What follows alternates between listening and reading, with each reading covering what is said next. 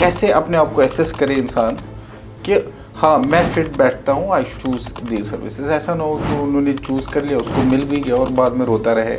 मुझे बताएं, सबसे ज़्यादा डिसीजन ज़िंदगी में जो है वो सबसे इम्पोर्टेंट डिसीजन कौन सा होता है एक इंसान के लिए, मर्द औरत दोनों? शादी में भी। शादी। फिर 70% क्यों सोचते हैं ये गलत डिसीजन हो गया? तकरीबन 90%। बच्चा चाहता है कि मैं आईएएस बनूं, बच्चा चाहता है मैं केएएस बनूं, और पेरेंट ऑलरेडी मन बना चुका है कि इससे होगा नहीं। ये लेवल है पेरेंटिंग का। पेरेंट्स से बात करेंगे तो आप इस नतीजे पे पहुंचेंगे कि पेरेंट्स चाहते हैं कि मेरा बच्चा सक्सेसफुल हो, अच्छा करें, सक्सेसफुल हो जाए, बिल्कुल अफसर बन जाए, सरकार के खाते पड़ जाए, तो ये उनकी डेफिनेशन है सक्सेसफुल होने की। सर आप सेटिस्फाइड हैं टिल डेट जो आपने सर्विस की है, या आपको लगता है कि ये वाली चीज़ और बेहतर हो सकती थी? इस पे टाइम ज़ाया करना ये अव्वल दर्जे की बेवकूफ़ी है। आपको 3 बार गैलेंट्री अवार्ड्स मिले हैं और एक डीजीपी अवार्ड भी आपको मिला है। कैसा फील किया और वो मोमेंट्स क्या रहे हैं आपकी लाइफ में? पहला तो मुझे डोडा में मिला, जिसका मुझे खुद 4 साल के बाद पता चला कि ये एक्चुअली जिस आदमी का नाम है ये मैं हूँ। तो अगर आज आप 18 साल के हो, इस जनरेशन के आपको जेन ज़ी में, तो आपको क्या लगता है कि आप किधर की तरफ आज? मैं तो डेफिनेटली ये एआई टाइप कोई चीज़ देखता। मैं आपको एक बात बताऊँ, मिसाल के तौर पर मैं हूँ पूरी सर्विस में पुलिस का काम किया, मेरे बच्चे को इसका क्या फ़ायदा है? तो how are you parenting your kids? जो करना चाहते हैं बच्चे, उनको इजाज़त देनी चाहिए कि भाई करें, आप एक बार इसको टेस्ट कर लें। Right sir. ओबियसली ड्रग को छोड़ के। हमारी जम्मू एंड कश्मीर स्टेट में कहाँ से आता है ये ड्रग, और इसको क्या थोड़ी सी रेमेडी हो सकती हैं, तो जो प्रिकॉशंस लिए जाए? ये असल में सोशल क्राइम है। अब अगर कोई ये उम्मीद कर बैठा है कि पुलिस इसका सोल्यूशन है, इंतज़ामिया सिस्टम इसका सोल्यूशन है, तो he is mistaken, he is terribly mistaken.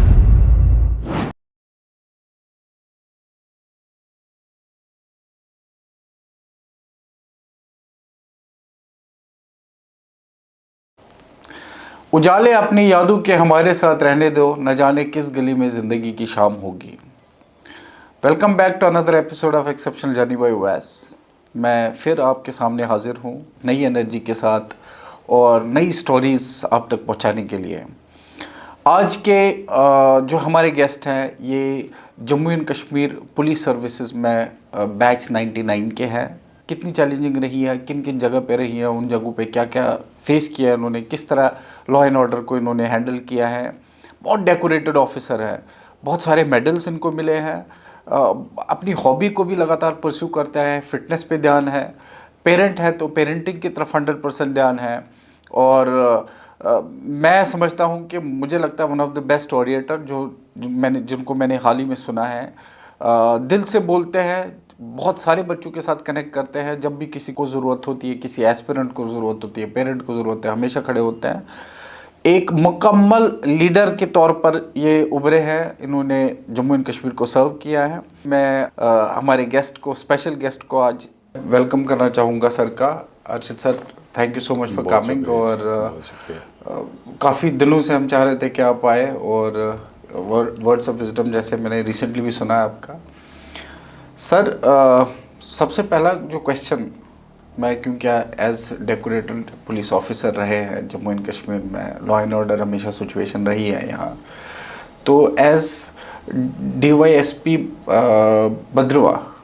Doda DYSP Doda से लेके DIG SDRF and of course civil defence, ये सफ़र आप कैसे देखते हैं कि कैसा रहा सर सफ़र आपका? मेरी पहली पोस्टिंग DSP डोडा हुई थी, और उसके बाद नेक्स्ट वहीं उसी डिस्ट्रिक्ट में मैं SDPO भद्रवाह लगा। Right sir. और वो बड़ा चैलेंजिंग टाइम था वहाँ पर। उस वक्त एक्स्ट्राऑर्डिनरी हालात थे, बहुत ज़्यादा इंसर्जेंसी थी, और सड़कें इस हालत में नहीं थी जिसमें आज आप देखते हैं। उसका अक्सर जो एरिया है, मेजॉरिटी एरिया, उस वक्त रोड से कनेक्टेड नहीं था।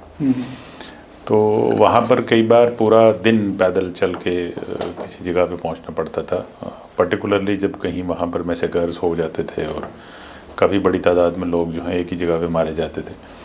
तो वो बड़ा चैलेंजिंग रहता था कि पूरा दिन चले और फिर आप पहुँचे हैं वहाँ और थके हैं और हालात ठीक नहीं हैं, इंसर्जेंसी है, तो उसके बाद मेरी तीसरी पोस्टिंग जो है वो श्रीनगर हो गई। मैं एडिशनल एसपी श्रीनगर लगा, डिस्ट्रिक्ट श्रीनगर में।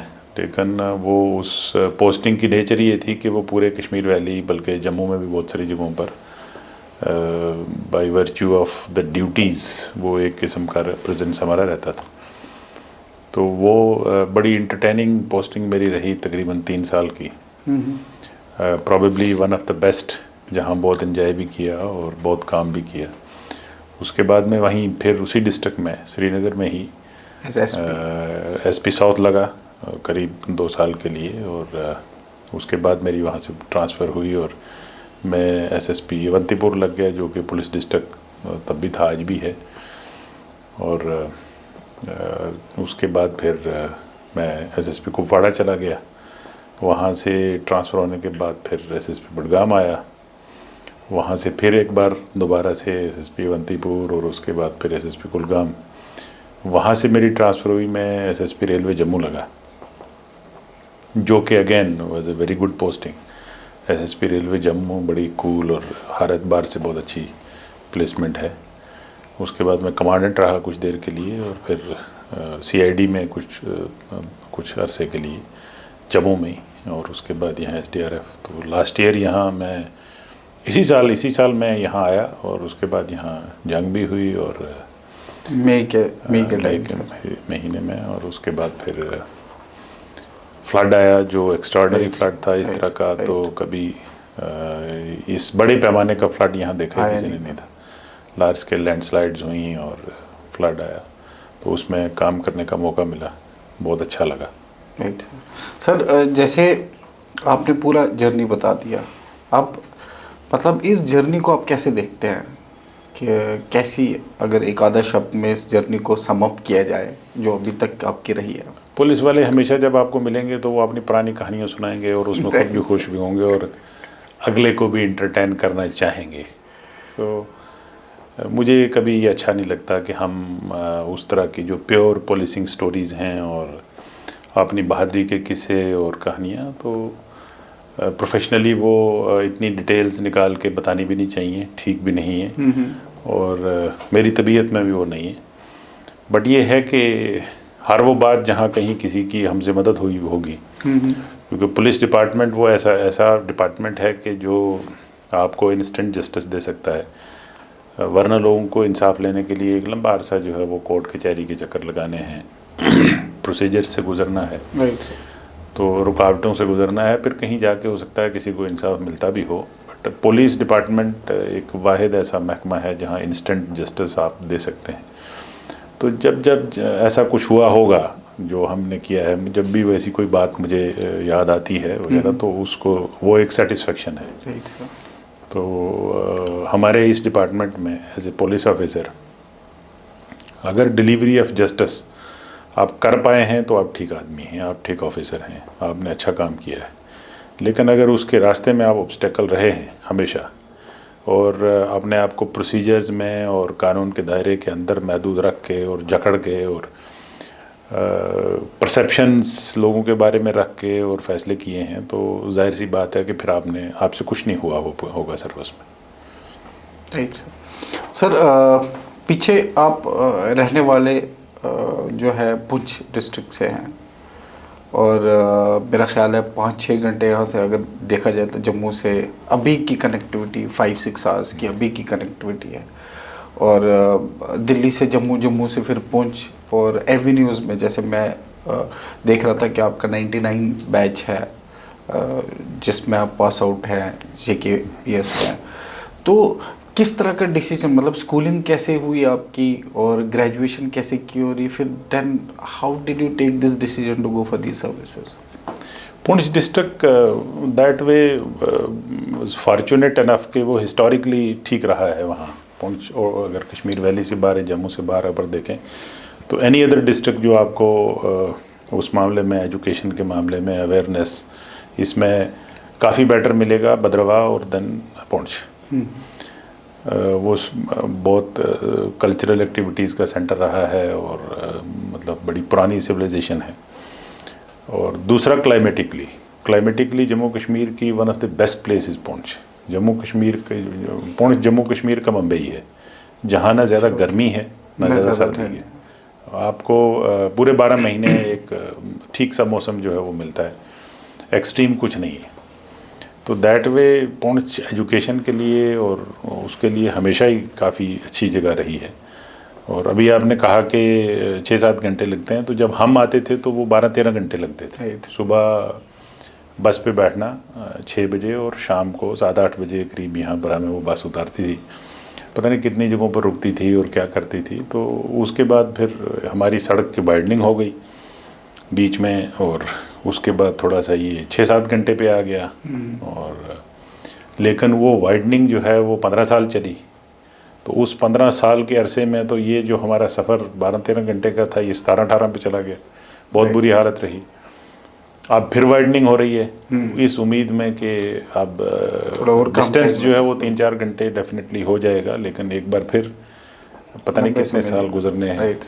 तो बट आप सर, क्योंकि उस जगह से फिर भी एक अवेयरनेस की ज़रूरत, रूरल एरियाज़ में पुंछ ऑल दो कल्चरली बड़ा रिच रहा है, हमेशा पढ़ाई के मामले में हमेशा अच्छा रहा है, still going for these services. और वो यंग एज में कैसे सोचा था आपने जब आपने स्कूल या ग्रेजुएशन वहाँ से हासिल की थी?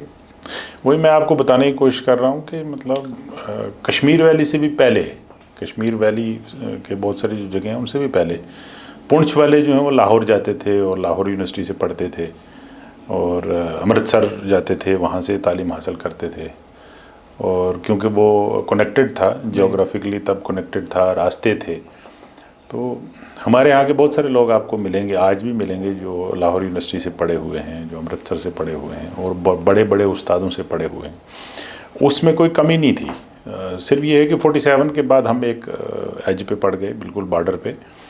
तो उसके बाद क्योंकि रास्ते इस तरफ के थे तो ये ज़रा दुश्वार गुजार थे। कश्मीर वैली से तो हमारा पीर पंजाल से कटे हुए थे, यहाँ जम्मू का एक रास्ता था, तो उससे एक आप समझें कि सेटबैक था। लेकिन ये कि पुंछ वालों ने पढ़ाई लिखाई का रास्ता नहीं छोड़ा। हमारे लिए वहाँ पर बहुत सारे ऐसे लोग थे जो मतलब जिसको आप समझें कि जो गाइड थे या जिनको देख के आदमी जो है वो इंस्पायर होता है, ऐसे पुंछ में लोग मौजूद थे।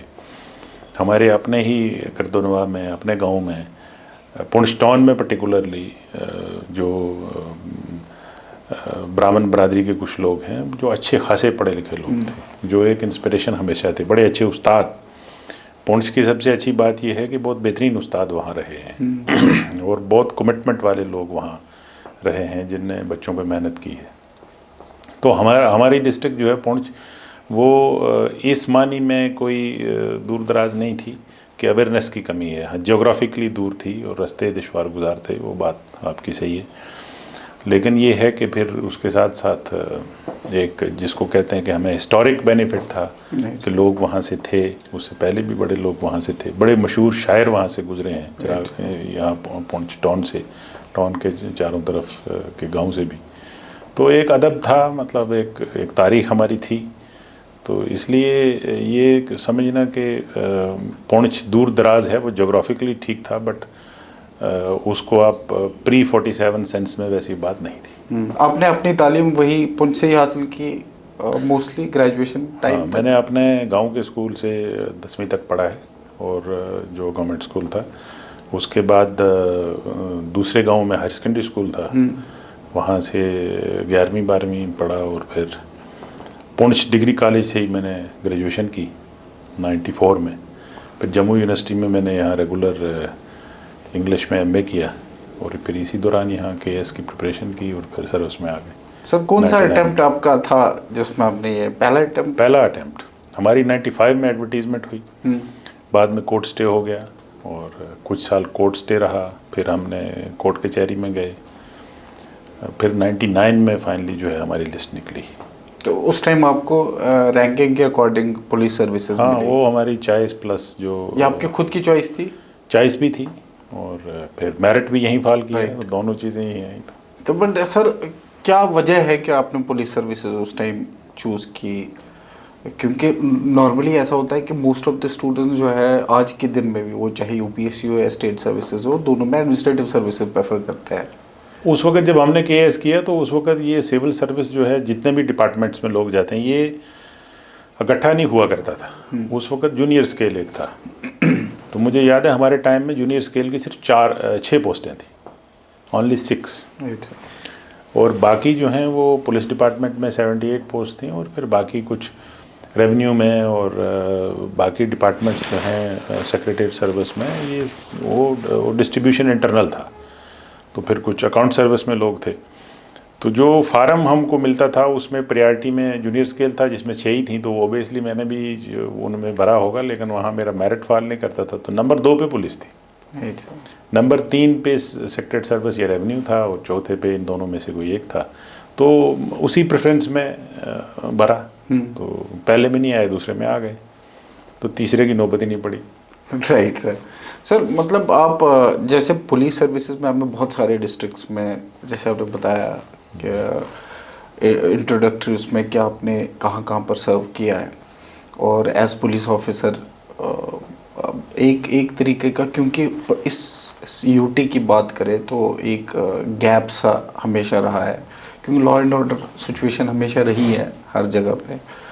तो कोई ऐसी चीज़ें जो आपने लॉ एंड ऑर्डर, जैसे आपने बोला पीर पंजाल में भी आपने, या आपने चिनाब वैली में सर्व किया, आपने कश्मीर रीजन में सर्व किया है, तो और वो भी उस टाइम जिस time law and order particularly Kashmir region बहुत ज़्यादा टर्मोइल में था, तो किस तरह का माइंडसेट उसमें चाहिए होता है एज पुलिस ऑफिसर उन चीज़ों को डील करने के लिए? हम बेसिक पुलिसिंग के मतलब हमारा काम क्या है, हमारा मैंडेट क्या है, और परसेप्शंस बनाए बगैर, यानी सब बाइसेस से ऊपर उठ के अगर आप बेसिक पुलिसिंग पे रहते हैं, और आप खामखा की दुश्मनी किसी के साथ, लोगों के साथ, या किसी पर्टिकुलर आदमी के साथ, या किसी इंस्टीट्यूशन के साथ नहीं रखते हैं, तो कोई प्रॉब्लम आपको नहीं आती। लोग आपका साथ देते हैं, एडवर्स सिचुएशन में भी लोग आपका साथ देते हैं। ऐसा नहीं है कि लोग देखते नहीं हैं। हमें तो अपना काम करना ही है, इसमें कोई दो राय नहीं है। एज पुलिस ऑफिसर अपना काम, लॉ एंड ऑर्डर जो है वो मेंटेन करना है, उसको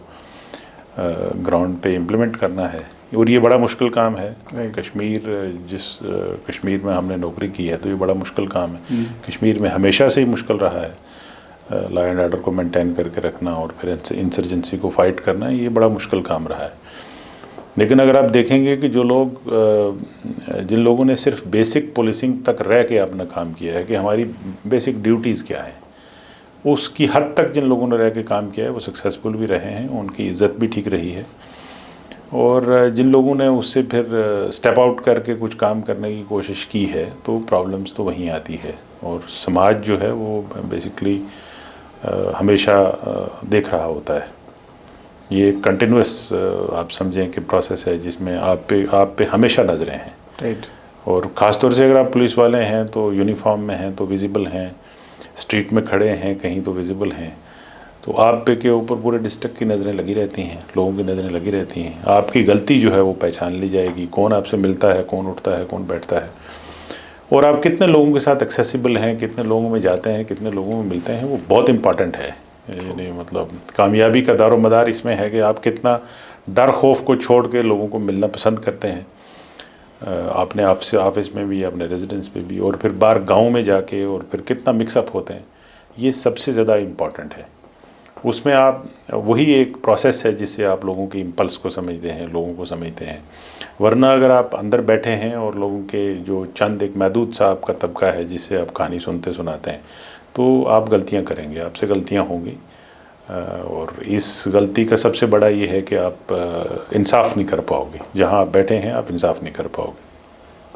तो मेरा पुलिस सर्विस का यही तजर्बा है कि अगर आप ठीक हैं, कोई इतने आप फिज़िकल करज अगर आप में है, तो आप समझें कि अगर आप लोगों से इंटरेक्ट करते हैं तो आप हमेशा सही फैसला करेंगे। क्योंकि हर आदमी जिसको पता है मुझे इंटरेक्ट करना है, तो उसको ये बैक ऑफ माइंड में हमेशा है कि मुझे इतनी मॉरल करेज होनी चाहिए कि मैं लोगों से बात करूं और लोग मेरे साथ आएँ और मेरे साथ पिक्सअप हों।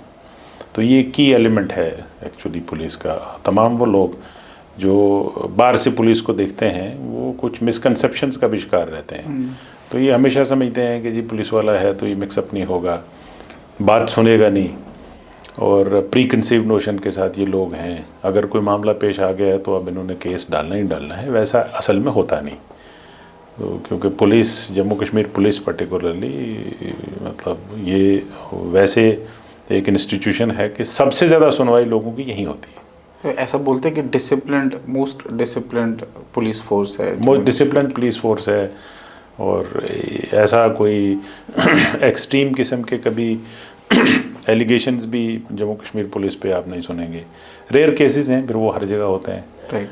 तो मैंने कहा आपको कि पुलिस जो है विजिबल है, खड़ी है सामने, इसकी गलती तो अगर 1% है तो 99% होके आपको नज़र आएगी। दूसरे किसी की 100% है तो वो आधा % ही नज़र आएगी, क्योंकि वो इनविजिबल हैं, प्रेजेंस के एतबार से इनविजिबल हैं, स्ट्रीट में नहीं हैं, लोगों की नज़रों में नहीं है। ये एक डिसएडवांटेज है जिसको लेके हम हमेशा चलते हैं। Right. Greater power comes with greater responsibilities. कई बार इंसान अपना जो रिस्पॉन्सिब पावर के चक्कर में बहुत सारी ऐसे पुलिस महकमे में अदरवाइज ऑल्सो, जब हमारे पास ज़्यादा पावर आती है तो उसको रिस्पॉन्सिबिलिटी के साथ बैलेंस करना डिफ़िकल्ट हो जाता है। Same is the case with police या एडमिनिस्ट्रेशन या एनी अदर सर्विसेज। तो आपका इतना डेकोरेटेड जो है आपका टर्म रहा है, इतना डिसिप्लिन रहा है, वो चाहे leadership in terms of leadership and other things, किस तरह आप समझते हैं कि आप कौन सी चीज़ ऐसी थी कि जिसकी वजह से आप बैलेंस कर पाए हैं? वो बड़ी अर्ली सर्विस में जिसको समझ आना होता है उसको समझ आ जाता है कि हमारी लिमिट्स क्या है। पुलिस में एक ठीक पुलिस अफसर या कोई भी कांस्टेबल लेवल पे 5 साल में पता चलता है कि हमारी लिमिट्स क्या हैं, रेड लाइन क्या है, कि इसको क्रॉस नहीं करना है। और मैं समझता हूँ कि अक्सर लोगों को ये बात समझ में आ जाती है, मेजॉरिटी को ये बात समझ में आ जाती है कि रेड लाइन क्या है। तो हर एक पुलिस वाला आपको करीब करीब ये जो है ना वो बताएगा कि बस उसको अपनी एक बार लिमिट्स पता चल जाए फिर सब ठीक रहता है। फिर ये बैलेंस ऑटोमेटिकली आ जाता है कि हमने कहाँ तक जाना है और कहाँ रुक जाना है। तो कहीं गलतियाँ भी हो जाती हैं, कुछ लोगों को ये बात समझ नहीं भी आती है, जो फिर मतलब बाकी सारी फोर्स के लिए परेशानी का बायस भी कई बार कुछ लोग बन जाते हैं। तो वो होता है इसीलिए कि जब ना पता चले कि हमारी लिमिट्स क्या है। मतलब जब आप पुलिस में आए हैं तो यहीं आके आपको जो है वो प्रोसीजर की किताब पढ़नी है, यहीं आके आपको कानून की किताब पढ़नी है। जो क्रिमिनल लॉ हैं, जो सिविल लॉज हैं, ये और प्रोसीजरल लॉज, वो आपको यहाँ आके पढ़ने हैं। जो बिल्कुल मिनिमम भी कुछ पढ़ेगा वो भी एटलीस्ट उन बेसिक चीज़ों से तो अपने आप को 100% वाकफ़ कर लेगा जो कि फंडामेंटल हैं, जो बिल्कुल बुनियाद की हैसियत रखती हैं। तो एक बार आपने वो कर लिया, फिर खुद ही आदमी को अपनी औकात पता चल जाती है।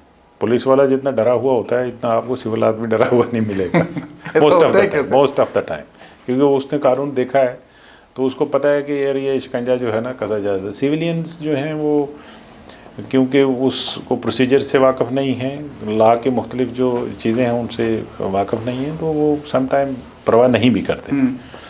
तो इसलिए आप अगर उस हिसाब से आप देखें तो पुलिस वाला आपको बहुत डिसिप्लिन्ड भी मिलते हैं। और मतलब जब कभी भी कोई पुलिस वाला अपनी औकात से बाहर जाता है या गांव में जाता है या कभी पंगे सुने, वो पोस्ट रिटायरमेंट वाली बात होगी। पोस्ट रिटायरमेंट में इसलिए हो जाता है कि आप गांव में वापस जाते हैं, अपने इलाके में वापस जाते हैं। उस वक़्त पुलिस वाले का सोसाइटी में री इंटीग्रेट होना मुश्किल हो जाता है। राइट। सर्विस के दौरान उसको टाइम मिला नहीं है, गांव में वापस गया नहीं है, आप गया है तो लोग पहचानते नहीं हैं, तो उसमें क्लैश हो जाता है कई बार। क्योंकि उसको लगता तो है कि मैं मतलब कुछ तो रहा हूँ, तो फिर वहाँ उसमें जो है उस री इंटीग्रेशन में लोगों का जो वो पहले और बाद के बिहेवियर में जो तब्दीली आई है, वो तब्दीली कई बार परेशानी का बायस बन जाती है। अदरवाइज़ आप देखेंगे कि पुलिस वाला मतलब मोस्टली डिसिप्लिन लोग ही होते हैं। सर जैसे आज के दिन में हमारा जितना भी ऑडियंस है जो हमें सुनता है, मोस्टली उसमें एस्पिरेंट्स होते हैं जो किसी न किसी सर्विसेज की तैयारी वगैरह कर रहे होते हैं। अब एक बड़ा चैलेंज ये होता है कि उनको सर्विसेज कौन सी चूज़ करनी चाहिए। जो आप बोल रहे हैं कि आपने पुलिस सर्विसेज चूज़ की थी, देन आपको पुलिस सर्विसेज मिली। अक्सर ऐसा होता नहीं है, उन्होंने एडमिनिस्ट्रेटिव सर्विसेज की होती है, उनको पुलिस सर्विसेज मिल जाती है। और बहुत रेयरली ऐसा होता है कि जो मैंने चूज़ किया, जैसे आप बोल रहे हो, तो मैं ये चाहता हूँ कि अगर एडमिनिस्ट्रेटिव सर्विसेज जिन्होंने बोला वो क्लियर होता है, एटलीस्ट पुलिस सर्विसेज के लिए कौन सा, कैसे अपने आप को एसेस करे इंसान कि हाँ मैं फिट बैठता हूँ, I should choose the services. ऐसा ना हो कि उन्होंने चूज़ कर लिया, उसको मिल भी गया और बाद में रोता रहे कि ये सर्विसेज अब इसमें ये है ना कि मतलब आपका टेम्परामेंट क्या है, फिर ये है कि फिर जज कौन करेगा, डिसाइड कौन करेगा। उस एज में बच्चा या बच्ची जो भी है ना, उसको अपने बारे में ये असेसमेंट हो कि भाई मेरा टेम्परामेंट ये है, मुझे ये ठीक है, मुझे वो, तो उसको पता होता है, उसको पता होता है। लेकिन क्योंकि बहुत रिस्ट्रिक्टेड और छोटी सी जॉब मार्केट है, बहुत कम जॉब हैं, जब मिल गया तो छोड़ नहीं सकते। तो एक किस्म से ये है कि फिर आपको कैरी करना है। पेरेंट्स का यहाँ रोल बहुत इम्पॉर्टेंट है, टीचर का यहाँ बहुत इम्पॉर्टेंट रोल है कि वो बच्चे में देखें कि इसकी सलाहियत क्या है, तो वो गाइड कर सकते हैं, वो ठीक तरीके से गाइड कर सकते हैं। तो ऐसा भी नहीं है कि कोई बच्चा मतलब एग्ज़ाम जो बच्चा भी यहाँ आपके पास कोचिंग करने आया है, तो ऐसा तो नहीं है कि 100% जो है वो किसी न किसी जॉब में चले ही आएंगे, बहुत सारे नहीं भी आएंगे। उनको भी गाइड करना है कि भाई आपकी कैपेबिलिटीज़ क्या हैं। हमने सर्विसेज में बहुत सारे लोग देखे हैं, तो मैं 100% आपको कह सकता हूँ गारंटी के साथ कि वो अगर जॉब में ना होते तो बहुत अच्छा कर रहे होते, और अगर कहीं वो दाएं बाएं कुछ करते हैं तो बहुत अच्छा कर रहे होते हैं। लेकिन जो ही इस तरफ आते हैं तो वो कुछ और ही कहानी उनकी पता चलती है। यहाँ बहुत अच्छे अच्छे लोग हमने देखे कि वो समझते हैं कि हम फंस गए हैं, पूरी सर्विस इस कैफियत में गुजार देते हैं कि हम फंसे हुए हैं, और फिर इसके साथ डेली बेसिस पे आप में नेगेटिविटी आती है, और फिर ये नेगेटिविटी तमाम आवाम पे निकलती है। तो पर कैसे उसको ठीक किया जाए? वो मतलब फिर नाकाबिले सुधर केस हो जाते हैं धीरे धीरे। तो आप कोशिश ये करनी चाहिए, जैसे आपका ट्रेनिंग इंस्टीट्यूट, ये कोचिंग इंस्टीट्यूट है, तो कोचिंग इंस्टीट्यूट में कोई ऐसा सिस्टम हो कि जहाँ बच्चे को देखा भी जाए कि इसका एप्टीट्यूड क्या है, पेरेंट्स को भी गाइड किया जाए कि आप अपने बच्चे से बात कर लो, हो सकता है कि वो इस सर्विस के लिए ठीक आदमी ना हो, मतलब पुलिस के लिए भी और बाकी सिविल सर्विस किसी के लिए भी ठीक आदमी, इसका टेम्परामेंटली किसी और तरफ जाना चाहता हो, अगर ऐसा है तो आप उसको मदद करें। रोज़ी देने वाला तो ना बाप है, ना माँ है, तो ना उस्ताद है, ना सिस्टम है, ये तो ऊपर वाला है। तो आप अगर उसको उस रास्ते पे मदद करते हैं जिसमें वो जाना चाहता है, तो ये बड़ा कंट्रीब्यूशन है। आप लाइफ टाइम के एक फ्रस्ट्रेट आदमी पैदा नहीं करोगे फिर एक ऐसा आदमी कि जो एक सिस्टम में आ गया और फिट नहीं हुआ। तो यहाँ आप बहुत अच्छा काम कर सकते हैं अगर आप मतलब एक काउंसलिंग का भी साथ में खोल लें, पेरेंट्स के साथ काउंसलिंग का खोल लें, बच्चों के टेम्परामेंटली उनको जानने की कोशिश करें। मतलब कुछ बच्चे हमारे जो पॉलिटिक्स में ख़ास तौर से लोग जाते हैं, ये तो किसी ने डिसाइड इनमें से नहीं किया होता कि वो तो फिर एक किस्म का आप समझें, या तो पिछली नस्ल में कोई पॉलिटिक्स में होगा तो चले गए हैं। SRO 43 वो तो बेसिकली SRO 43 के पॉलिटिशियंस हैं ना, वो क्या डिलीवर करेंगे? वो नहीं कुछ भी डिलीवर करेंगे। मतलब वो कंटिन्यूटी का एक है कि जिस तरह से मेरे वालिद मेरे दादा ने किया है उसको कंटिन्यू करना है, तो वो तमाम वो चीज़ें करेगा जो वो करके सक्सेसफुल हुए हैं। तो आप अपग्रेड कहाँ से हुए, आप नया खून कहाँ से लाएंगे? मतलब न्यू ब्लड जो इंजेक्ट करना है किसी चीज़ में, नई चीज़ लानी है, वो कहाँ से आए? वो कहीं से नहीं आने वाली, वो परपिचुएट करेगा उन तमाम प्रैक्टिसेस को जो पुराने से चली आ रही हैं। तो ये चीज़ तो ये लोग तो पैदा करने चाहिए ना इस समाज मतलब इस सोसाइटी को। आपका एक बेहतरीन बच्चा जो है वो पॉलिटिक्स के लिए क्यों ना 10वीं 11वीं में तैयार हो जाए, मैंने करनी है पॉलिटिक्स, आप उसको उसकी बोलचाल को सुधारें, उसमें स्पीचिंग कॉन्फिडेंस पैदा करें। ये भी तो पेरेंट्स को ही करना है ना। मतलब आज का कोई बच्चा जिस क्लास से मैं आया हूँ यहाँ, अगर मतलब इसमें से किसी का बच्चा ये कहे कि मुझे पॉलिटिक्स करनी है, वो तो घबरा जाएंगे, यार मैं तो इसको अफसर बनाना है, मतलब वो ये क्या पॉलिटिक्स की बातें करने लगे, तो अनसर्टेनिटी की तरफ आ गया है। लेकिन वो कभी नहीं देखते कि मेरे बच्चे का पोटेंशियल क्या है, इसमें कॉन्फिडेंस कितना है, क्या मेरे से ज़्यादा कॉन्फिडेंट ये है? जिन लोगों को हम अपनी प्रैक्टिकल लाइफ में देते हैं, क्या उनसे ये मतलब उस किसी पर्टिकुलर फील्ड में क्या उनसे कॉन्फिडेंट है कि नहीं है? घबराहट है, अनसर्टेनिटी है, घबराहट है। तो इसमें जो पेरेंट्स के लेवल पे और आप लोग भी जो कि भाई थोड़ा सा हिम्मत भी रखें। तो ऐसा नहीं है कि जी आपने 100 बच्चों को एक बैच में ट्रेंड किया, 10 उसमें से KS बन गए, तो ऐसा तो नहीं है ना बाकी भीख मांगेंगे।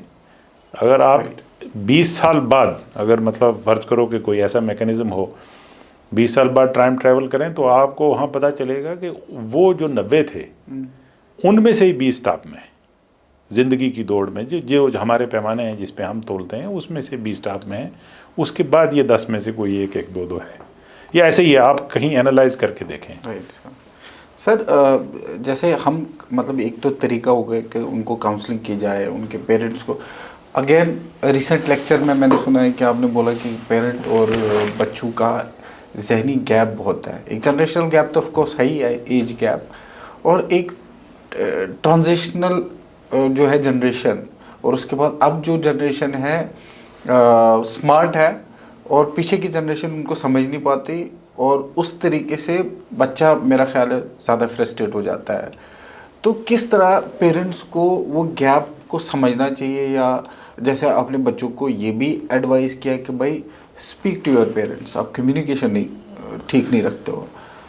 पेरेंट्स को ये समझना है कि मतलब बेसिकली वो चाहते क्या हैं। कई बार आप बात करोगे तो वो आप समझोगे नहीं कि ये पेरेंट्स भी क्या चाहते हैं। लेकिन अगर आप काफ़ी ज़्यादा पेरेंट्स से बात करेंगे तो आप इस नतीजे पे पहुंचेंगे कि पेरेंट्स चाहते हैं कि मेरा बच्चा सक्सेसफुल हो जाए, अच्छा करे, सक्सेसफुल हो जाए, बिल्कुल सक्सेसफुल हो जाए। तो सक्सेसफुल की एक डेफिनेशन है कि वो यहाँ एक एग्ज़ाम की तैयारी करने के लिए आया है, ये एग्ज़ाम क्वालिफाई कर जाए तो सरकार के खाते पड़ जाए, अफसर बन जाए, सरकार के खाते पड़ जाए, तो ये उनकी डेफिनेशन है सक्सेसफुल होने की। असल में पेरेंट्स को समझना ये चाहिए कि असल गोल है कि हमारा बच्चा खुश रहे। हैप्पीनेस जो है वो असल में टारगेट होना चाहिए, सक्सेस नहीं। उस हिसाब से अगर आप सक्सेसफुल देखेंगे तो मतलब आप दुनिया की नज़र में सक्सेसफुल हो गए, किसी पर्टिकुलर चीज़ को आपने परस्यू किया, एग्ज़ाम आपने दिया, तो जो हमारी एक डेफिनेशन बनी हुई है उसमें आप सक्सेसफुल हो गए। बट ज़रूरी थोड़ी है कि आप खुश भी हों, इसका इन दोनों का कोई ताल्लुक आपस में नहीं है। आपको बहुत सारे लोग ऐसे मिलेंगे कि जो सरकार के ख़जाने से पैसा नहीं ले रहे हैं, मतलब सरकारी नौकरी में नहीं है, लेकिन बहुत खुश हैं। तो जब आप इस तरफ मुड़ के देखेंगे तब आप देखेंगे कि मेरे बच्चे का टेम्परामेंट क्या है। खुशी टेम्परामेंट से जुड़ी है, उसके एप्टीट्यूड से जुड़ी है, उसकी तबीयत से जुड़ी है, जो वो करना चाहता है उससे जुड़ी है। कोई बच्चा है वो नक्शो नगारी करता है और उसमें खुश हो जाता है, रोज़ी तो उससे भी मिल जाएगी उसको, लेकिन ये है कि वो एक ऐसा काम कर रहा है जिसके लिए ऊपर वाले ने उसको बनाया है। हर आदमी को तो नहीं ना बनाया है अफसर बनने के लिए, सर्टनली नॉट। बहुत सारे लोगों को मतलब वो एग्रीकल्चरिस्ट हैं, खेती बाड़ी कर रहे हैं और बेहद खुश हैं, और वहाँ से भी उनको रोज़ी पानी तो मिल ही रही है। बट इसमें पेरेंट्स का, जैसे आप बोल रहे हैं, मैं उस दिन भी सुन रहा था, बट प्रॉब्लम ये है ना सर कि मे बी पेरेंट्स करते हो, लेकिन सोशल स्टिग्मा भी कुछ जुड़े हुए हैं इसमें। नहीं, सोशल स्टिग्मा कुछ नहीं, वो समझ ये नहीं आ रहा है, हमारी जनरेशन को ये समझ नहीं आ रहा है कि जिस दिन मैंने नौकरी ज्वाइन की थी, आज से 26 साल पहले, उस वक़्त जो फील्ड थी, यानी एम्प्लॉयमेंट अपॉर्चुनिटीज़ जो थी, अगर उनको गिना जाए तो 17-18 बनती होंगी। आज अगर हम देखें तो ये डबल हो गई हैं। मतलब पूरी जो फील्ड हैं, मसलन गवर्नमेंट जॉब्स में कितने सारे डिपार्टमेंट्स हैं, गवर्नमेंट जॉब के बाहर जो हैं वो क्या हैं, तो मतलब जो जॉब अपॉर्चुनिटीज़ आप समझ लें कि कितनी हैं, रोज़ी कमाने के ज़रिए कितने हैं, आप इसको इस तरह से समझें। आज से 26 साल बाद ये 60-70 क्रॉस कर चुके होंगे। तो शुरुआत हमने 15 से की ना, तो ये जो एडअप होते गए हैं अपॉर्चुनिटीज़, नई अपॉर्चुनिटीज़, रोज़ी कमाने के नए ज़रिए, इसमें भी तो कुछ लोगों ने जाना है, राइट। और इस बात के चांसेस ज़्यादा हैं कि जो अब नई चीज़ें बनेगी, नए मौके पैदा होंगे, वो इन 15 को बिल्कुल ही जो है वो इररिलेवेंट कर दें, जिसके लिए आज हम सारे कोशां हैं कि ये हो सकता है कि ये उस वक्त कोई चीज़ रही ना हो सकता है कि लोग मतलब लार्ज स्केल जो हैं वो गवर्नमेंट सर्विसेज से रिज़ाइन करें, इस बात के चांसेस हैं, और उन फील्ड्स को परस्यू करने की कोशिश करें। इसके लिए ज़रूरी है कि आपको जिस जनरेशन को आप तैयार कर रहे हैं, इस जनरेशन के बच्चे का देखा जाए कि उसका इंटरेस्ट क्या है। ये बहुत ज़्यादा ज़रूरी हो गया है। जॉब मार्केट में आपको उसको डालना है तो आपने उसी आदमी को डालना है जो उसके लिए तैयार है। अब इसका एक दूसरा पहलू ये है कि कितने लोग गवर्नमेंट जॉब में जाएंगे, कितने लोगों को सरकार नौकरी दे पाएगी, कितने लोग वहाँ खप पाएंगे। जब आप यहाँ देखते हो तो आपके अगर 100 ग्रेजुएट एक जगह से निकल रहे हैं तो आप ये समझें कि 20 से ज़्यादा के चांस ही खत्म हो जाएंगे। एक टाइम में सिर्फ 20 लोगों के लिए हमारी जॉब मार्केट, जो पब्लिक जॉब मार्केट है, वो इतने को एब्जॉर्व करेगी, बाकी कहाँ जाएंगे। तो उनको भी कहीं किसी के लिए तैयार करना है ना आपने। तो जब आप उनको दिखाओगे कि यही 20 है तो फिर तो मतलब मायूसी भी बढ़ेगी बच्चों में।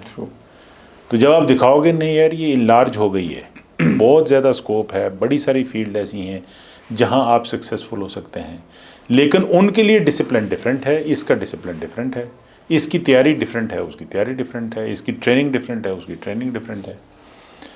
और अगर ये बताया जाए और उनको समझ में आ जाए कि उसके लिए स्लाइटली डिफरेंट, जैसे मसलन अगर आप किसी भी दूसरी फील्ड में जाते हैं वहाँ आपको पेशेंस ज़्यादा चाहिए, सब्र ज़्यादा चाहिए, आपको कंसिस्टेंसी ज़्यादा चाहिए।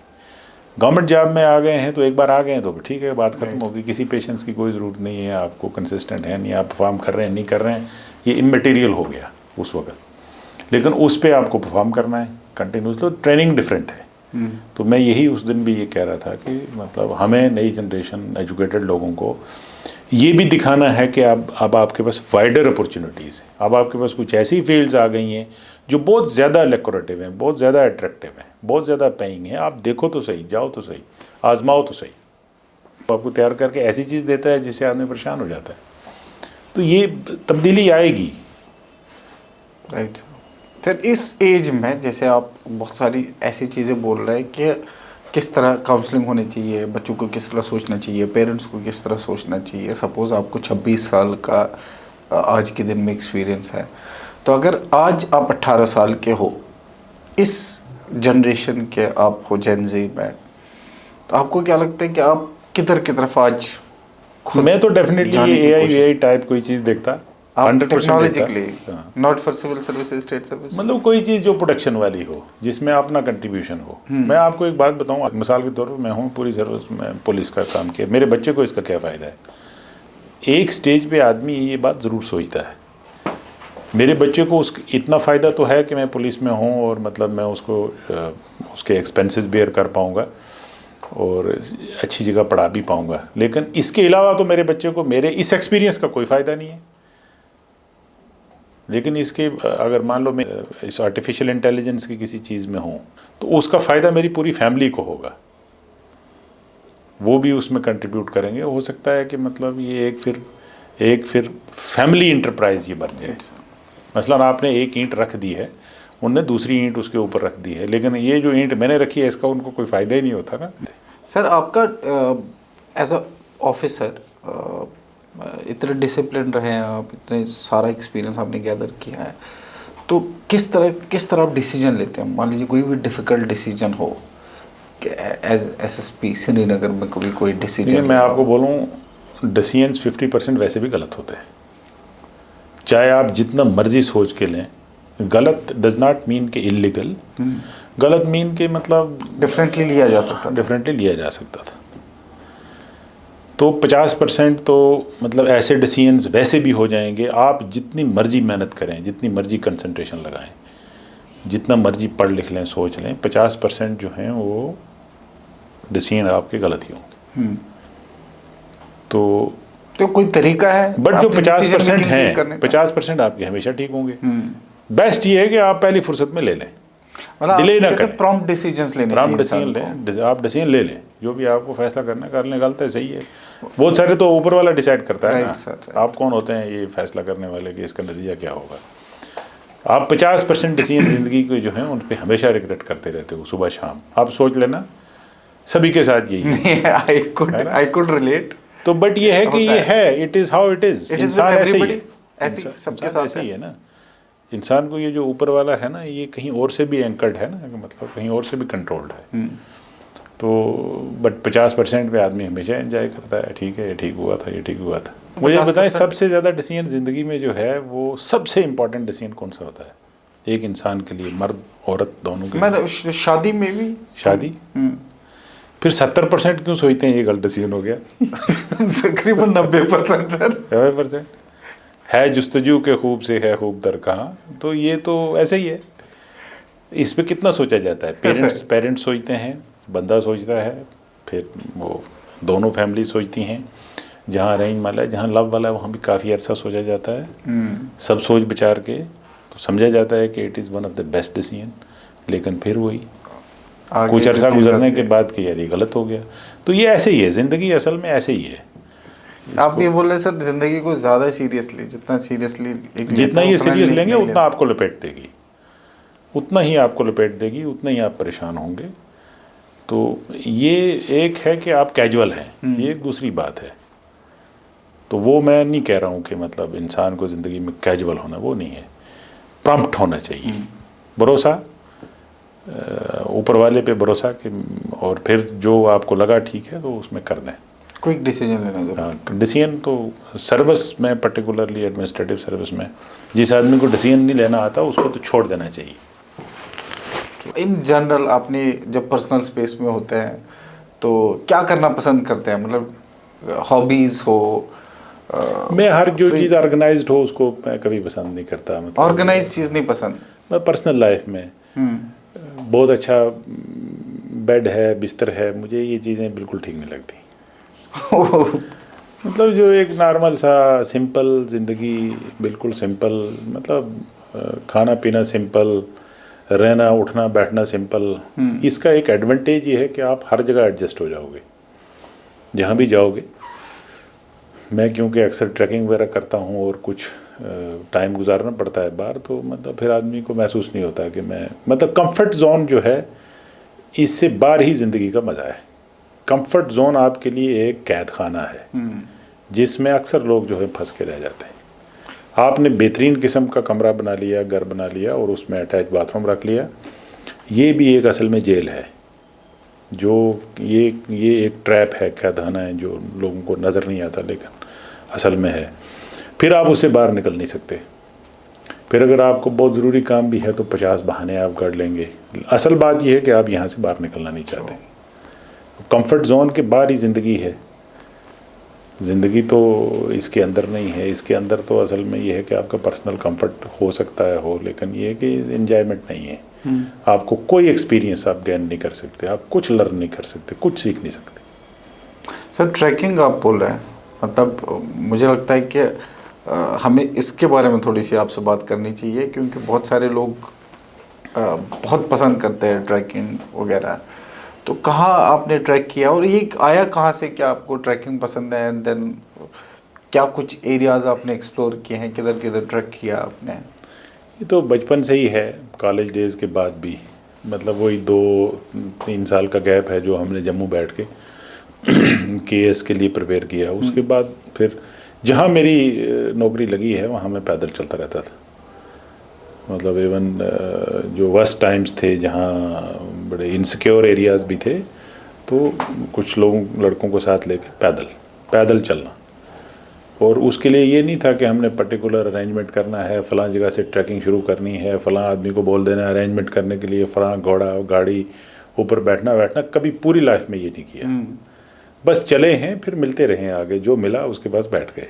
जहाँ रात पड़ी, जहाँ फिर सोने के लिए मिला सो गए, नहीं मिला तो कहीं बैठ गए और फिर वापस हो लिए। तो वो मतलब ये भी कोई ऑर्गेनाइज नहीं। बट ये है कि जम्मू कश्मीर का शायद कोई ऐसे एरिया ना हो कि जहाँ मैं ना गया हूँ। तो पसंदीदा ट्रैक कौन सा रहा है आपका, जहाँ बार बार या गए हो या आप जाना चाहो कि ये ट्रैक मुझे बड़ा पसंद? 2 जगह ऐसी हैं जहाँ पर मैं बार बार जाना चाहता हूँ, और अगर आप एक बार देखेंगे तो आप भी जाना चाहेंगे। ऐसी कौन सी जगह सर? एक तो जजी मर्ग है कुलगाम के पीछे, जो बेसिकली रामबन डिस्ट्रिक्ट और कुलगाम डिस्ट्रिक्ट। जजी मर्ग जो रामबन डिस्ट्रिक्ट एक तरफ है, रियासी और रजौरी एक तरफ, और कुलगाम डिस्ट्रिक्ट और शुपैया नॉर्थ ऑफ पीर पंजाल, इनके बीच में एक मैसिव मीडो है। ये कौसरनाग तो दूसरी तरफ है। कौसरनाग तो आप अरबल से ऊपर जाएंगे, लेकिन जब आप अरबल से तकरीबन 2 किलोमीटर ऊपर जाते हैं कौसरनाग की तरफ, वहाँ से आपको लेफ़्ट ले लेना है। कौसरनाग सीधा चढ़ेगा ऊपर, तो इसको लेफ़्ट लेके आपको चले जाएं। इसमें जजी मर्ग जो बेसिकली कुलगाम टाउन से भी सीधा एक रास्ता ऊपर को जाता है। ओके। तो बेसिकली आप नेचर में रहना, टाइम में अगेन आप बीच बीच में जाते हैं। असल में एक आप ये समझें कि मतलब हर आदमी को ज़िंदगी में कोई ना कोई नशा होता है, ठीक है ना? कोई ना कोई एडिक्शन हर इंसान को होती है। मतलब और मुझे ये है कि जब मैं वहाँ जाता हूँ तो मतलब आप इसको एडिक्शन समझें, बड़ा मज़ा आता है।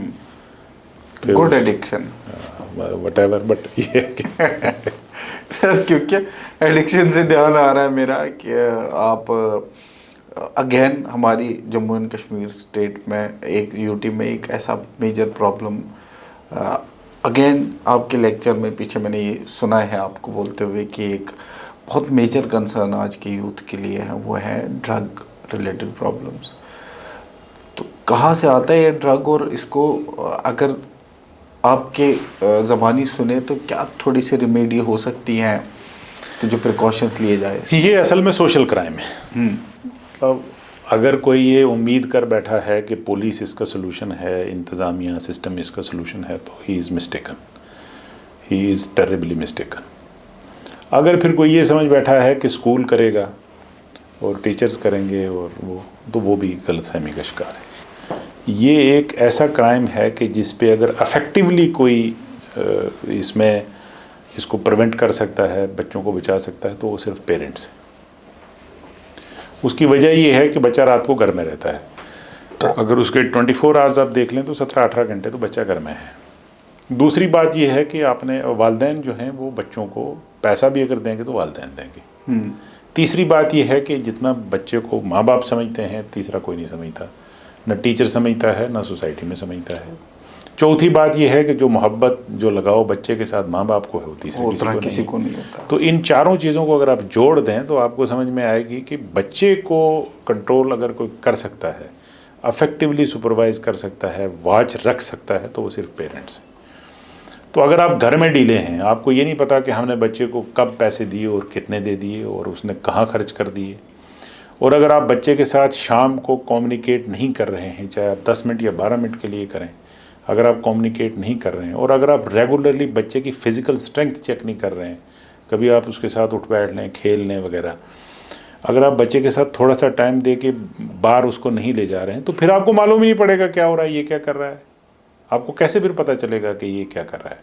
और ये काम फिर पेरेंट्स के अलावा कोई नहीं कर सकता, ये काम पेरेंट्स ही कर सकते हैं। स्कूल में बच्चा काफ़ी अरसे तक छुपा के रख सकता है आप इन चीज़ को, जब तक कि वो पूरा एडिक्ट हुआ होगा, उस्ताद को पता ही नहीं चलेगा, टीचर को पता ही नहीं चलेगा।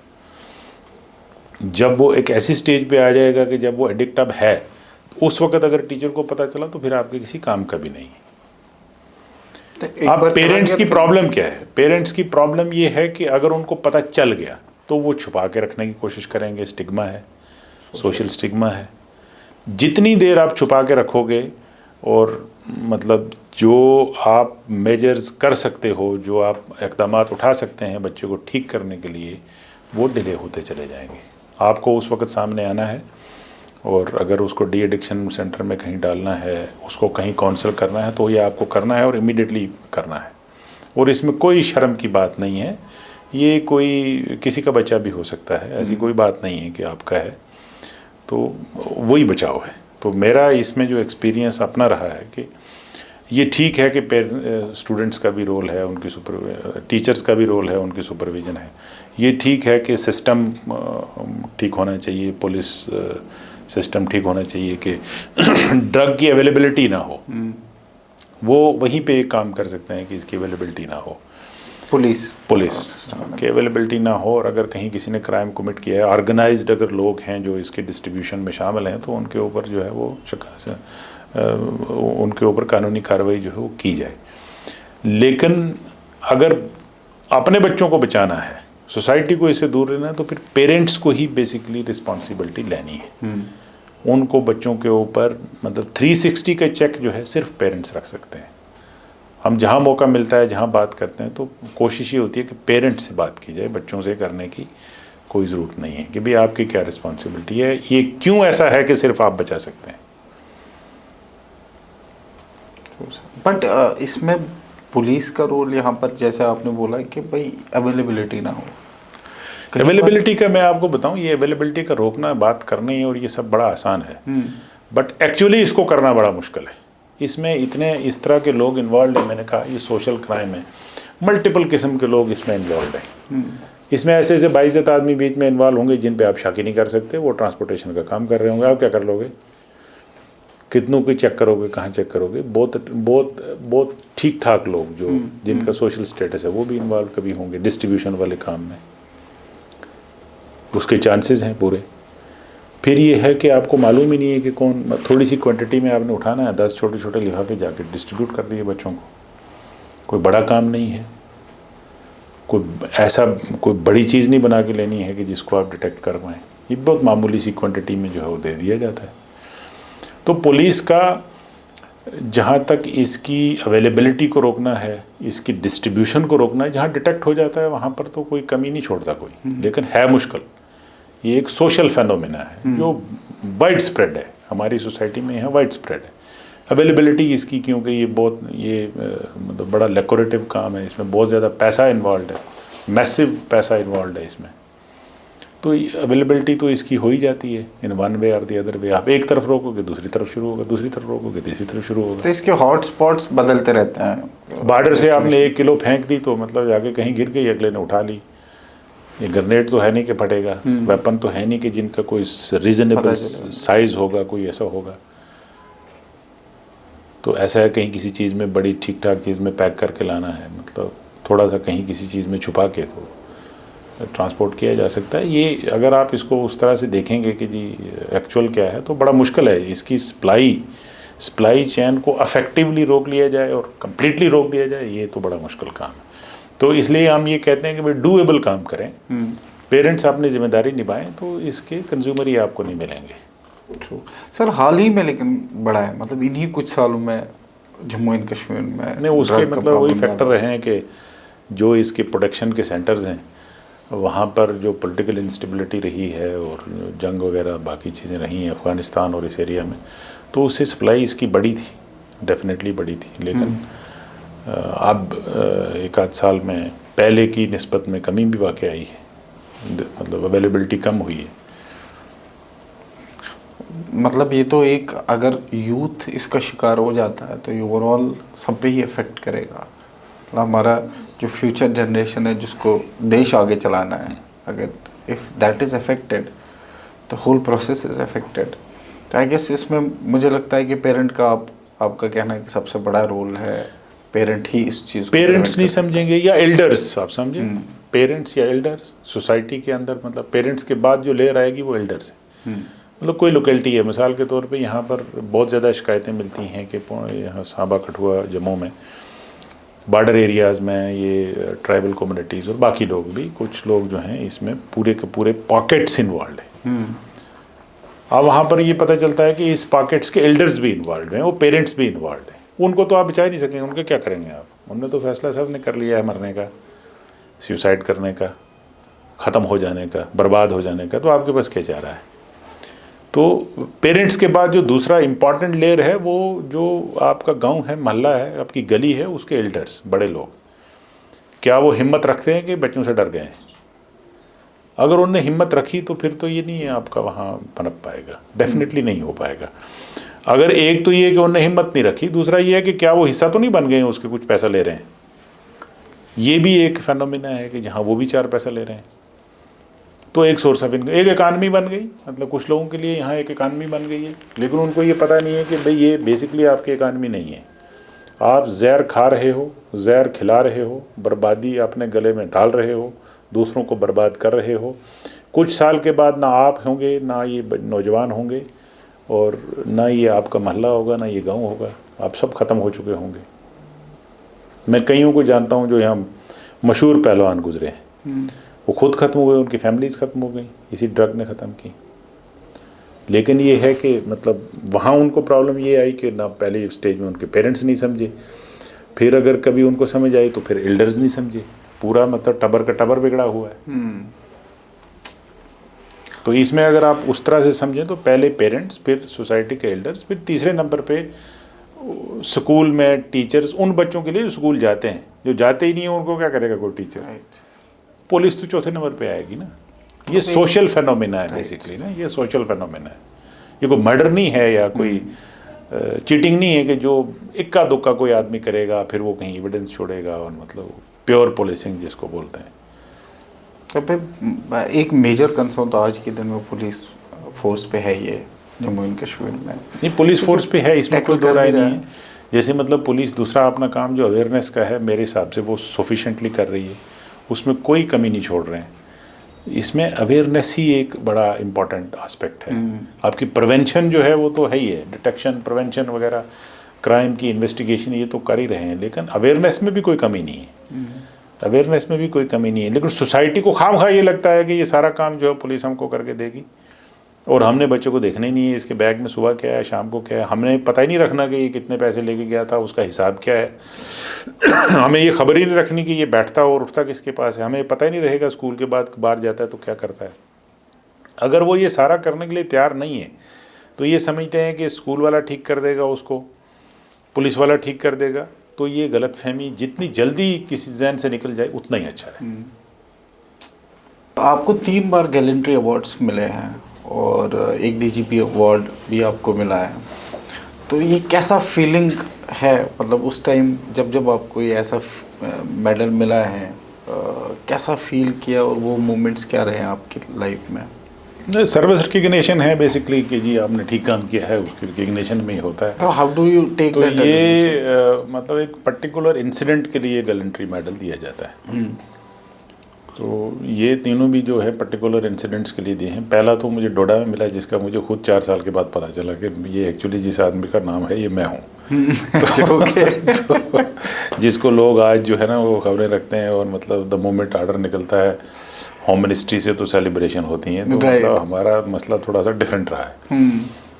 तो सेकंड थर्ड मुझे श्रीनगर में मिले हैं, तो वो तो वहाँ तो ऑब्वियसली मतलब वही किसी पर्टिकुलर इंसिडेंट्स के लिए मिले हैं। और द गुड थिंग जो मुझे जिसमें इत्मीनान है कि ये तीनों उन जगहों के लिए मिले हैं जहाँ पर लाइफ सेविंग ज़्यादा थी और मतलब कोई किलिंग वगैरह नहीं, किलिंग कम थी, या मतलब उस वो वाला पार्ट कम था। इन तीनों इंसिडेंट्स में जो एक्चुअल लाइफ सेविंग वाला काम हुआ है वो ज़्यादा हुआ है, तो वो एक सेंस ऑफ सेटिस्फेक्शन है। पहले इंसिडेंट में जैसे मतलब चांसेस थे कि हमारे कई सारे जो जवान हैं वो मारे जाएं, कुछ सिविलियंस भी मारे जाएं, इसी तरह सेकंड वाले में भी और थर्ड वाले में भी।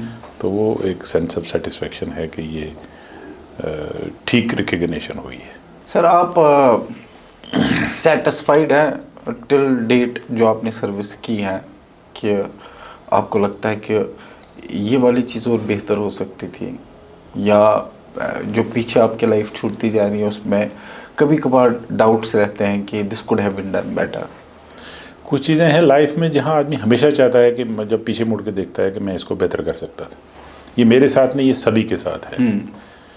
मतलब starting from your first decision के इसमें से लेके वहाँ तक, तो वो मैंने आपको पहले ही कहा कि 50% तो वो कैटेगरी है जहाँ आदमी हमेशा सोचता है कि ये मैं, बट ये है कि इसको सोचना, इस पे टाइम ज़ाया करना, ये अव्वल दर्जे की बेवकूफ़ी है, इनसे कुछ नहीं मिलने वाला। वो इंसान को ये समझना चाहिए, और मैं हमेशा अपने बारे में ये समझता हूँ कि जो हुआ सो ठीक हुआ, और जो ये चीज़ें जहन में आती हैं कि उसको कदरे बेहतर किया जा सकता है, तो वो ऊपर वाले के डिज़ाइन में ऐसा था नहीं। तो हम जो हमेशा समझते हैं कि हम ही हैं जो हैं, ये डिसीजन किया है तो मैंने किया है, मेरी वजह से हुआ है, असल में बात ये नहीं है। सर्कमस्टांसेस ऐसे पैसे पैदा होते हैं, फिर इंसान को ये अंदाज़ा होता है कि बेसिकली मेरे डिसीजन मेकिंग जो है ये कहीं बहुत हाई से एंकर्ड हो रही थी। इसमें अक्सर डिसीजन जो हैं वो उसका अमल दखल इंसान के पास नहीं होता। इसलिए कहते हैं कि मतलब दलेर इंसान वो होता है जो असल, जिसको आप कहें कि जी आप अक्सर सुनते होंगे कि फ़लाँ आदमी दलेर आदमी है, तो वही आदमी दलेर हो सकता है जिसमें सम अमाउंट ऑफ फेथ है,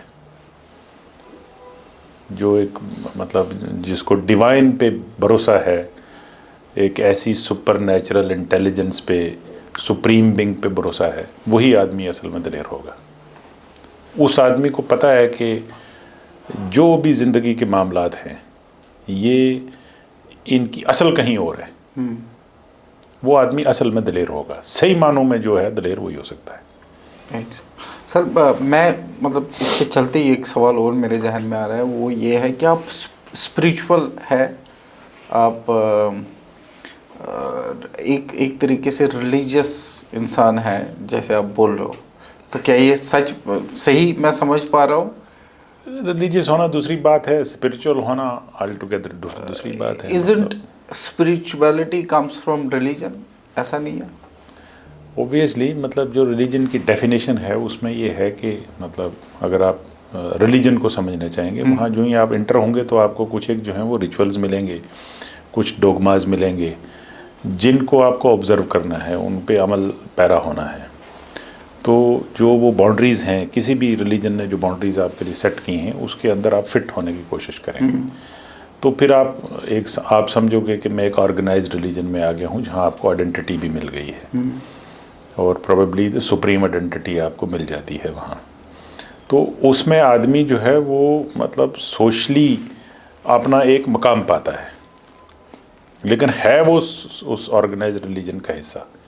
फिर उसमें ये होता है कि जी उस ऑर्गेनाइज्ड रिलीजन में over a period of time जो जो चीज़ें ऐड हो जाती हैं वो भी फिर उस रिलीजन का हिस्सा हो जाती हैं।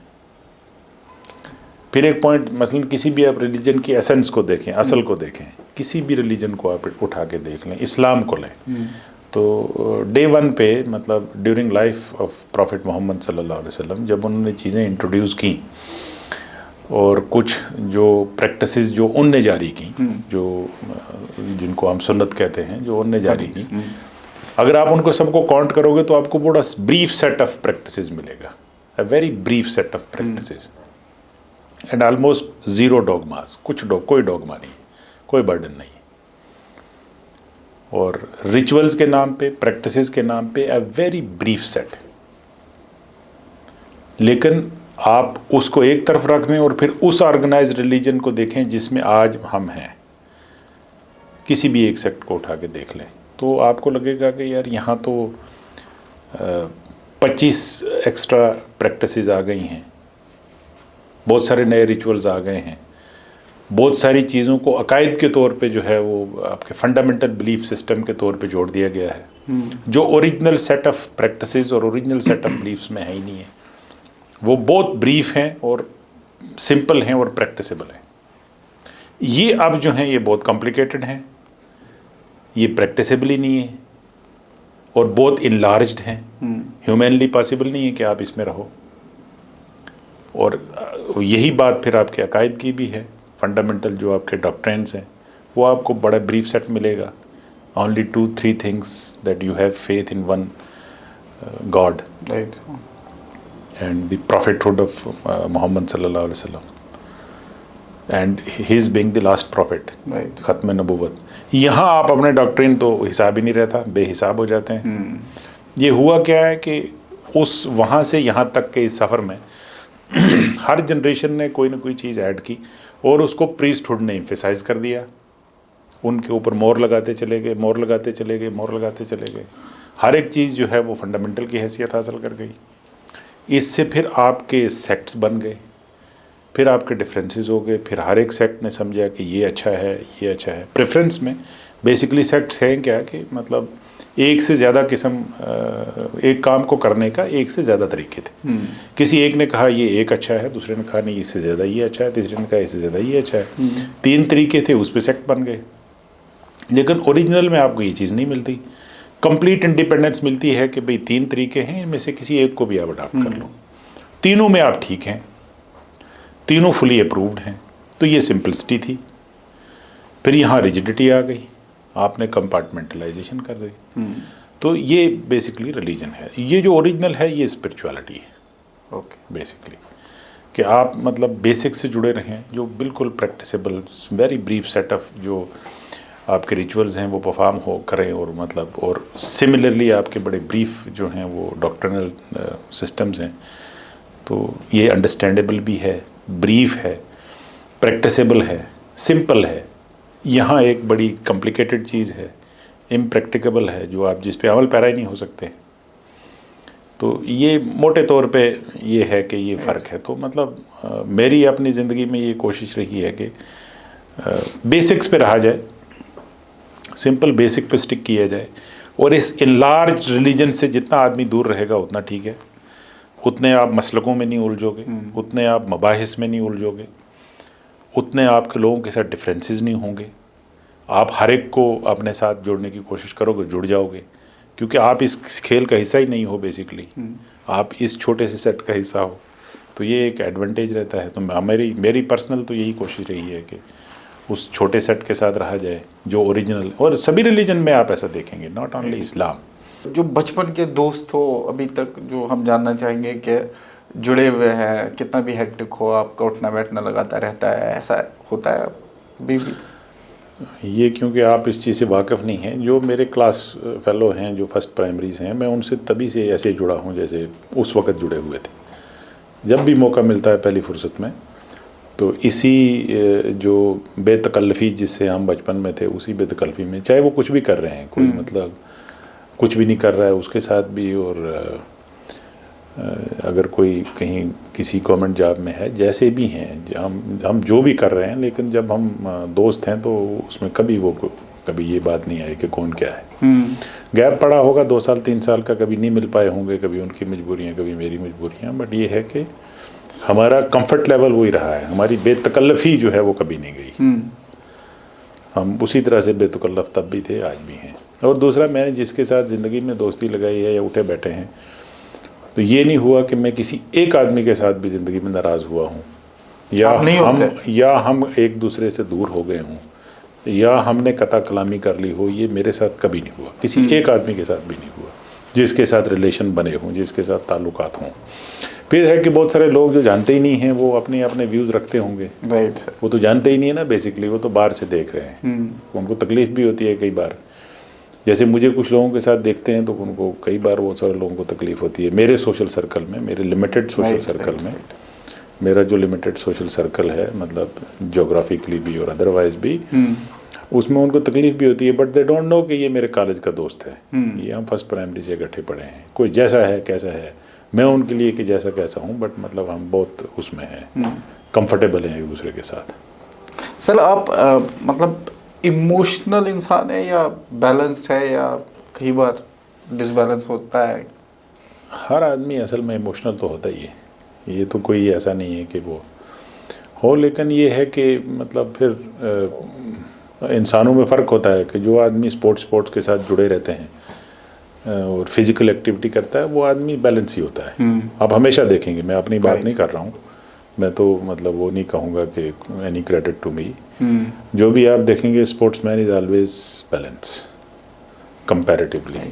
मैंने देखा कि आप फिजिकल वो चाहे वर्कआउट हो, दौड़ना हो, भागना हो या वॉक करना हो, आप हमेशा सजेस्ट करते हैं कि फ़िज़िकल, जैसे एस्पिरेंट्स को भी आपने बोला कि सब कुछ करो, 7-8 घंटे की पढ़ाई करो, उससे निकलो और फिज़िकली कोई ना कोई एक्टिविटी करते रहो। तो आप क्यों समझते हैं कि ज़रूरी है? इसमें मेरे गाइड मेरे वालिद हैं, वो 102 साल की उम्र में उनकी मौत हुई 2020 में। तो मैं आपको बताऊं कि मतलब 2014 में उनकी उम्र तकरीबन 94 ईयर्स थी, 96 ईयर। मैं एक बार घर गया और सुबह उठ के वो चले, मैं साथ गया। मैं उस उम्र में भी उनके साथ नहीं चल पाया, इतना वो चले, वो इतना तेज़ चलते थे। पूरी ज़िंदगी उनने कभी जो है मतलब 80% टाइम मेरे घर से, जहाँ हम रहते हैं वहाँ से 5 किलोमीटर पुंछ टाउन है, वो कभी गाड़ी पे नहीं गए, पैदल चले। कभी मतलब किसी दोस्त ने पकड़ लिया। और वो एक बार मैंने बोला कि जब हम पुलिस सर्विस में आ गया, मेरी नौकरी लग गई, मेरे दूसरे ब्रदर की भी लग गई, तो हमने कहा कि हम आपको गाड़ी लेके दे देते हैं। तो उन्होंने मुझे कहा कि मैंने फिर पुंछ जाना क्यों है? मैं तो इसलिए जाता हूँ, रास्ते में 10 दोस्त मिलते हैं, उनके साथ गप्पें करते हैं और मेरी फ़िज़िकल एक्सरसाइज हो जाती है, सोशल इंटरेक्शन हो जाती है। वापसी पे भी 2-4-10 से और मिल लेता हूँ, तो मेरे तो 2-3 काम निकल जाते हैं। अगर गाड़ी पे जाना है फिर मैंने जाना ही क्यों, मैं घर बैठूँगा। तो मतलब आपका जो सबक है, जो एक तरीके से ये घर से ही शुरू था आपका, कि ये आपने ऑलरेडी वहीं से सीखा हुआ था। सर आप अपनी फैमिली को, अपने बच्चों को तो बहुत सारे एडवाइजेस दिए हैं और पेरेंटिंग को लेके आपने एडवाइजेस दिए हैं, तो how are you parenting your kids? आप उनको कैसे, कौन कौन सी चीज़ों को ख्याल रखते हो, किस तरह माहौल है और कैसे बैलेंस करते हैं उनके साथ? बच्चों के साथ एक चीज़ जो मैं एडवाइस करूँगा सबको करनी चाहिए कि ज़्यादा रिस्ट्रिक्शन मत लगाएं। ठीक है, बेटा ये भी नहीं करना, बेटी ये भी नहीं करना। जो करना चाहते हैं बच्चे, उनको इजाज़त देनी चाहिए कि भाई करें, आप एक बार इसको टेस्ट कर लें। Right sir. ओबियसली ड्रग को छोड़ के, मतलब जो चाहे तो उनको करने दे। हाँ, और जो वो चाहे उनको करने दें, फजूल के रिस्ट्रिक्शंस के जी ये भी नहीं करेंगे, इस लिमिट के अंदर रहेंगे, जो कि अक्सर वालिदैन की तबीयत में होता है कि टोकना, कि ये नहीं। मसलन कोई बच्चा जो है बदतमीज़ बोल गया पेरेंट्स में से किसी के साथ छोटी उम्र में, कोई ऐसी बात कह गया तो वो कहेंगे नहीं इसकी हदूद यहाँ ख़त्म हो जाती है, ये आपने गलत कहा वगैरह। तो ये एक गलत टेंडेंसी है। असल में क्या है कि कुछ कुछ तो करना ही देना चाहिए जो वो करना चाहता है, उसी से उसकी पर्सनैलिटी निखरती है, फिर उसको खुद समझ में आ जाता है कि क्या सही क्या गलत। कुछ बच्चे आपको जो हैं वो मुख्तलिफ होते हैं, हर आदमी के अपने बच्चे भी मुख्तलिफ होते हैं, कुछ बड़े एजिटेटेड होते हैं, कुछ बहुत काम होते हैं। तो मतलब ये है कि आपको उनको मौका देना चाहिए कि वो जो भी करना चाहें वो करें, जो भी ज़िंदगी में ट्रायल बेसिस पे करना चाहें एक एक बार कर लें, देख लें, खुद भी देख लें। बच्चा चाहता है कि मैं आईएएस बनूं, बच्चा चाहता है मैं केएएस बनूं, और पेरेंट ऑलरेडी मन बना चुका है कि इससे होगा नहीं। वो हमें भी बोलता है, बच्चे के सामने बोलता है कि इससे तो नहीं होगा, मैं तो उसको बोल रहा हूँ कुछ और करो, तुम्हारे बस की नहीं है। तो मैं भी ये फेस करता हूँ कि मुझे पेरेंट और बच्चा कभी आता है या कभी बच्चा आता है, उनको बातों बातों में वो मुझसे पूछ भी जाता है कि आप क्यों नहीं सिविल सर्वेंट बने हैं। तो मैं उनको बोलता हूँ कि मतलब मजाक मजाक में तो मैं उनको बोलता हूँ कि मैं ज़रूरी नहीं है कि हर बंदे को किंग बनना हो, किंग मेकर्स भी ज़रूरी है सोसाइटी में। बट हकीकत ये है कि मुझे एक्चुअली ये पसंद है करना, मुझे मेंटोरशिप देना पसंद है, गाइड करना पसंद है पेरेंट्स को, बच्चों को। ये जो गैप्स आप बोल रहे हैं, तो आई डोंट नो मैं कितना ये गैप कम कर पाऊंगा, लेकिन आई एम स्टिल वर्किंग। मतलब मेरे जैसे कुछ बहुत सारे लोग अगर आएंगे इसी फील्ड में तो ये जो गैप है ये हम कम कर सकते हैं। सर एक लास्ट है, क्योंकि बहुत वक्त आपसे लिया है, और एक हमारा आखिरी राउंड रैपिड फायर राउंड होता है, जिसमें कुछ क्वेश्चंस हम आपको देंगे और आपको ज़्यादा वक्त नहीं देंगे, आपको तुरंत उसका जवाब देना होगा। सबसे ज़्यादा सुकून कहाँ मिलता है सर, घर, नेचर या काम के बाद खामोशी में? सबसे ज़्यादा नेचर। लाइफ ने आपको सबसे पहला हार्ड लेसन क्या दिया है सर?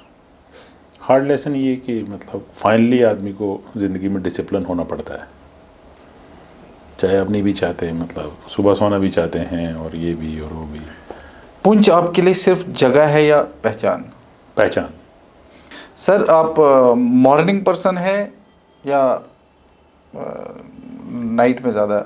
आप मॉर्निंग में जल्दी उठते हैं आप?